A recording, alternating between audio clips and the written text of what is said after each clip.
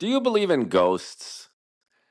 For the longest time, I thought that was absurd until I saw my father's ghost. And, well, I had no choice but to believe in what I saw. And now I'd like to tell you about it.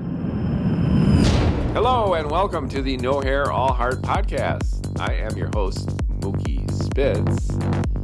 And I'd like to tell you that story of the afternoon I saw my father's ghost. My father's 97th birthday would have been a couple weeks ago on March 25th, as of this recording. He was born in 1928. Would have been cool for him to visit and celebrate.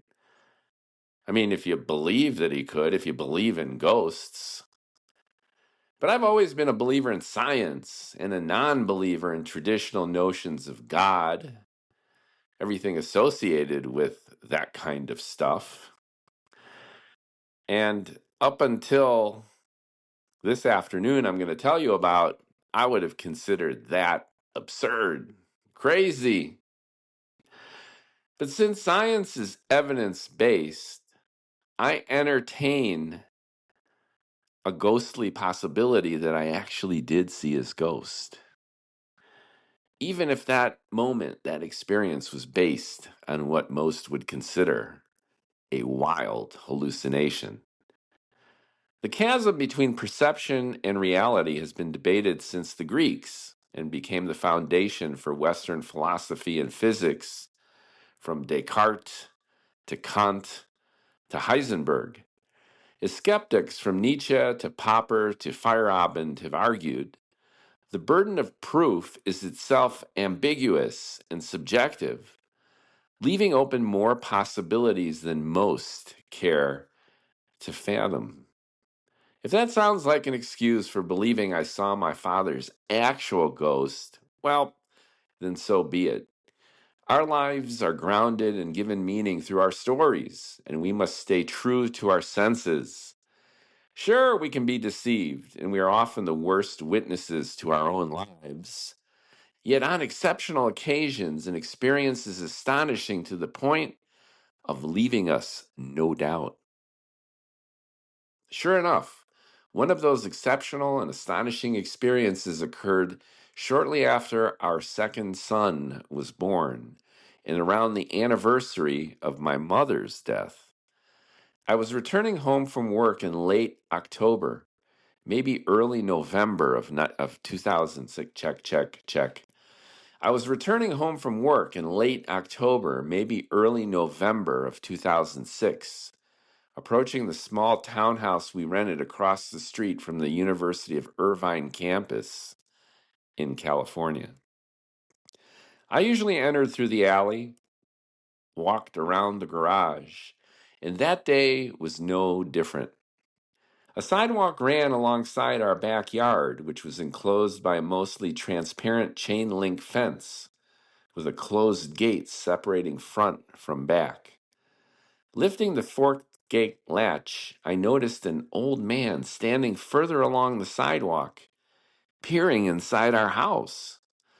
The instant I saw him, I felt otherworldly, as if time stopped.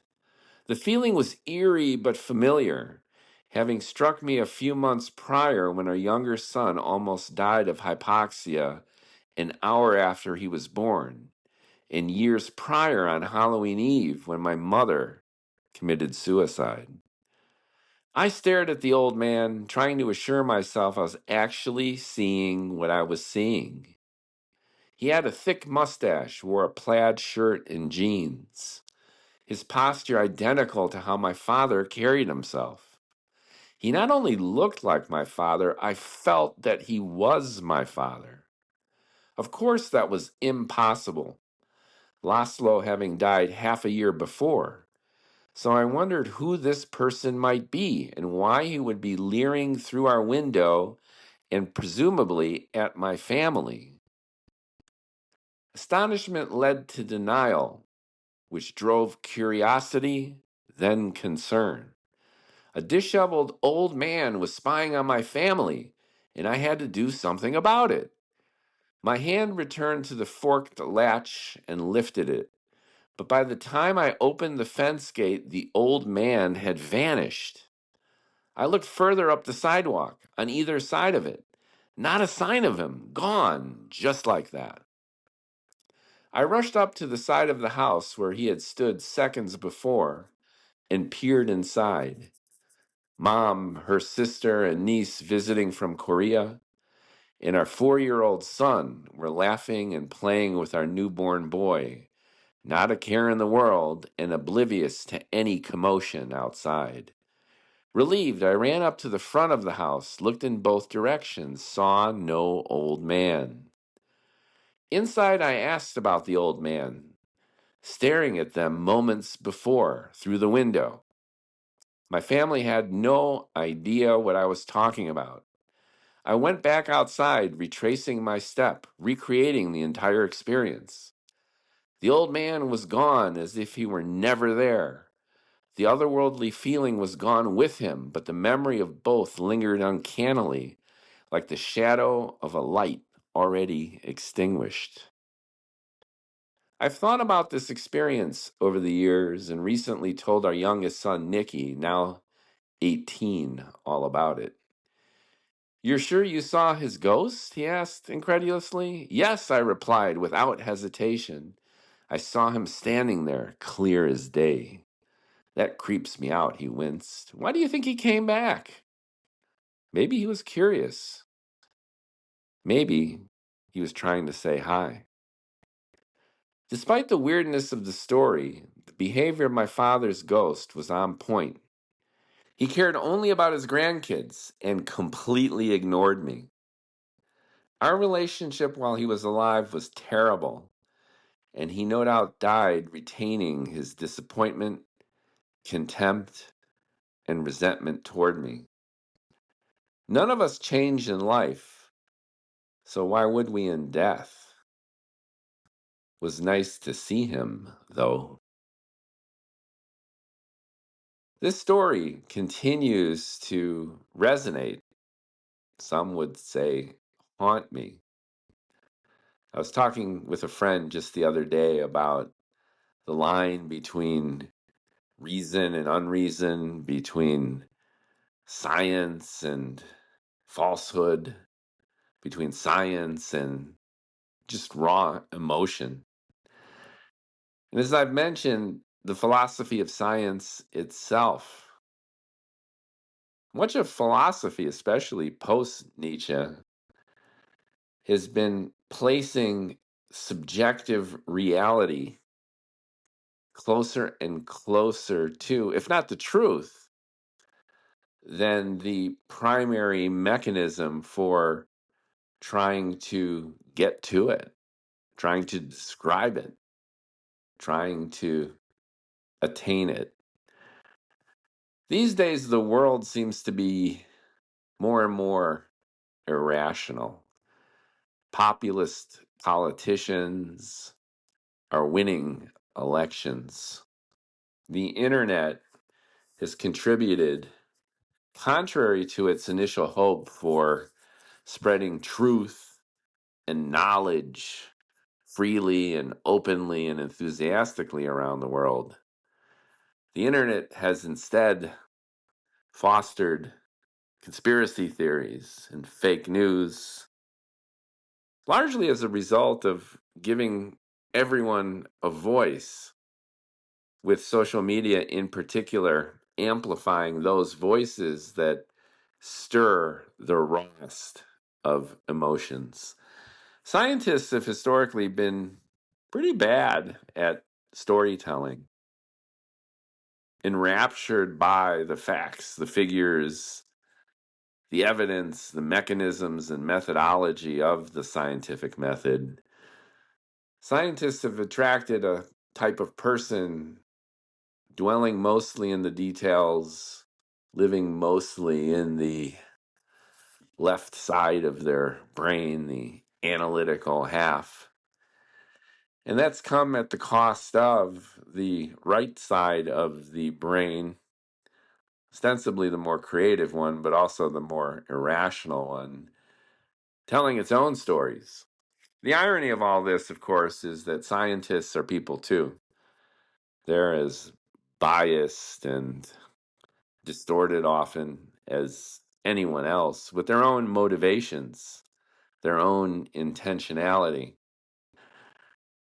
Sabine Hassenfelder is a terrific YouTuber.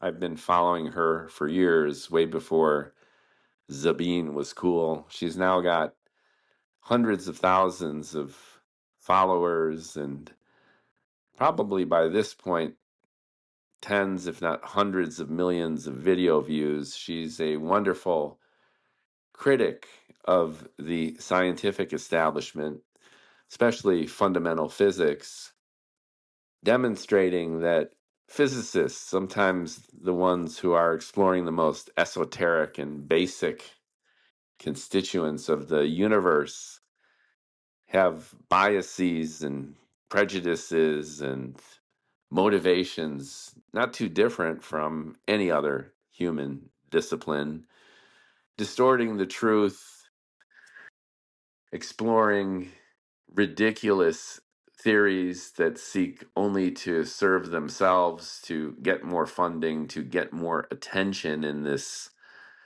attention commoditized universe that we now live in. But I bring all this up to show that at the heart of science itself, as Nietzsche observed, as Feyerabend got into, there's a wonderful book called Against Method that was way ahead of its time. A little bit radical, a little bit extreme. The notion that any model in and of itself already distorts the truth because it's self-limiting, coupled with this very emotional tendency that scientists have for choosing the hypotheses and exploring facts that best serve their own interests, either consciously or unconsciously. But all this said, what I'm trying to get at is we have this prejudicial notion, if you will, that science holds the key to reality, and that any belief in such things as ghosts, premonitions, deja vu, the sixth sense, is really a bunch of bullshit that we just make it up as we go along. Storytelling by the fire, ancient prejudice, ancient habits that just make us feel better. If you believe in ghosts, then you feel that there's an afterlife. And if you feel that there's an afterlife, well, then life goes on in some sense. There isn't that crushing, terrifying sense of finitude that after we go, we're gone forever into non-existence, the same non-existence that we had before we were born, presumably. So all this is bullshit. So I didn't really see my father's ghost. For whatever reason, whatever mood I was in, whatever stimuli triggered this hallucination, emotionally I had a need to see my father, and I saw him. I mean, look at the circumstances that I myself described. It's around the time of my mother's death. There was a new baby, I had a new family, all the anxiety and opportunity, all the all the thrills and terror that go with being a new parent. So emotions were running high. Coming home from work, I had a feeling of needing to protect them, to care for them. Who knows? Maybe there was a homeless person peering in. That might have shaken me up. Maybe I was distracted. Who knows what happened, but that's a lot easier to explain. That seems highly more likely than the ghost of my father appearing before my eyes. But I go back to what I mentioned, that I had the feeling, this otherworldly feeling, and that feeling had a lot to do with denial in the moment. I couldn't believe what I was seeing. I had this feeling that I couldn't be seeing what I was seeing, and therefore it couldn't be real. So I had to look again. I had to correct myself. I had to double check. As I double checked, the shimmer vanished, ostensibly confirming that it was a hallucination. Although, in my mind's eye, recollecting this experience, nah, it really was my father's ghost.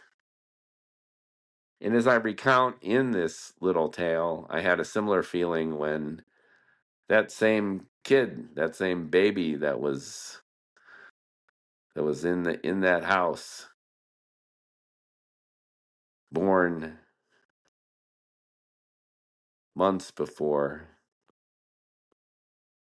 newborn, almost died, hour after birth, suffering from hypoxia from the epidural that his mom got. I sensed a presence, an evil presence, ancient, descending from the ceiling of the hospital room. And that alerted me to get off the phone. I was calling friends and family, new baby born, hour into it, to check to see if the little guy was breathing on a hunch, responding to that feeling, rushing out to the lobby outside the room of the maternity ward there. Paranoid parent in room 3C, the nurse rushing over, checking the baby, tearing the little infant's clothes off, my son's clothes off. He was blue. Hitting the emergency button, the alarm's going off. Emergency room physicians rushing in with the antidote to the epidural. The child regaining consciousness, his little fingers wrapped around my big finger, feeling him resuscitate. Terrifying. But it was that same feeling, ancient, eternal, some presence, as if a door had opened, a gateway to the other side. So call me crazy. If you're listening, then you had some curiosity. You no doubt have experiences similar to mine. And again, these can be dismissed. Some would say should be dismissed. Maybe we just like telling stories. But if you have experienced stories like this, then you feel deep inside that you're connecting with something outside yourself. Going back to science, the heart of quantum mechanics is the probabilistic nature of reality itself. Particles and waves, matter and energy. What the hell are these things? Science has some descriptions. We've got some great math. But behind the descriptions, there's really no explanation.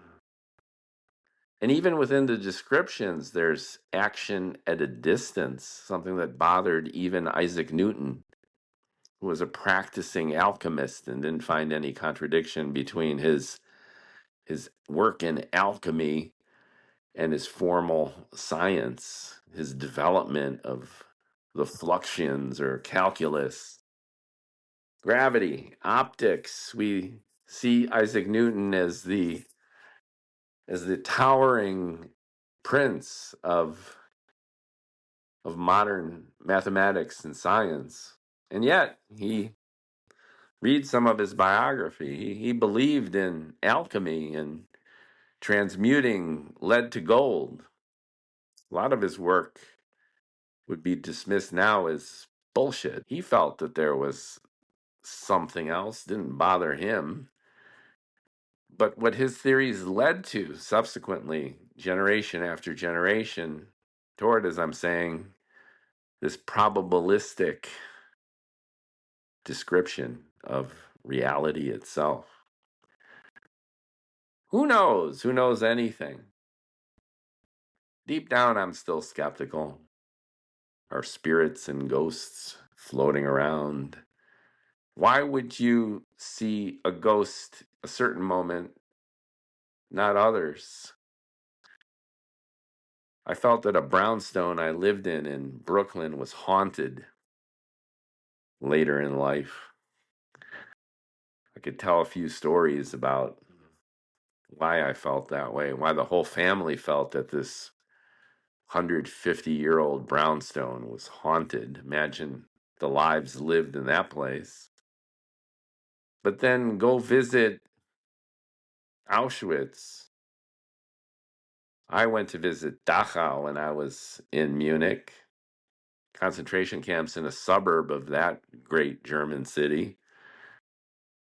Where are the ghosts there? Tens of thousands of people lost their lives in the same room that you're standing. How come you don't hear the cacophony of their screams, their anguish? Or maybe you do and you're just not paying attention? You're just not listening well enough? Who knows? Who knows anything at all? Who knows why we do what we do, why we don't do what we don't, why we are at this place in our lives and not some other? And maybe if you believe in this multiverse theory, that it's all playing itself out in some instantaneous and eternal reality where everything that has happened is happening and will happen. Like that movie, Everything, Everywhere, All at Once, Space and Time, not absolute. Look in the room where you're sitting. What do you see? What do you experience? Wave your hand through space and across time. Might everything that's ever happened anywhere be right here where we are? We just happen to be a pathway, part of the code, the computer program of this grand simulation within a simulation that is all of reality itself. And if that's the case, then maybe there's a little bit of crossing over where desire and mood and belief influence objective reality in a way that we would consider in a contemporary sense causal, that we can cause things to happen. And this rolls into the whole self-help movement, if you will, that if you will something to happen, you believe in it enough, then it will happen. Like that movie, The Matrix, there is no spoon. You can stop those bullets with the force of your mind. A metaphor, an analog, perhaps, to believing in something enough and then it happening. Because in your belief, you change your own behaviors. And by changing your own behaviors, you influence objective reality. The world, way more complex than we give it credit for. Every second of every day, we are filtering out so much information. We are selective.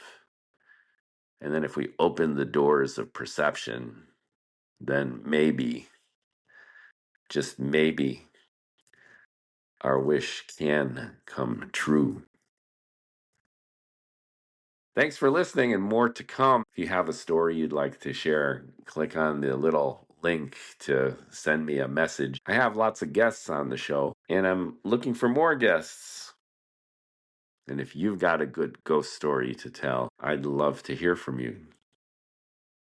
And either way and anyway, thanks for listening to No Hair, All Heart with more ghost stories, and tales from the other side to come.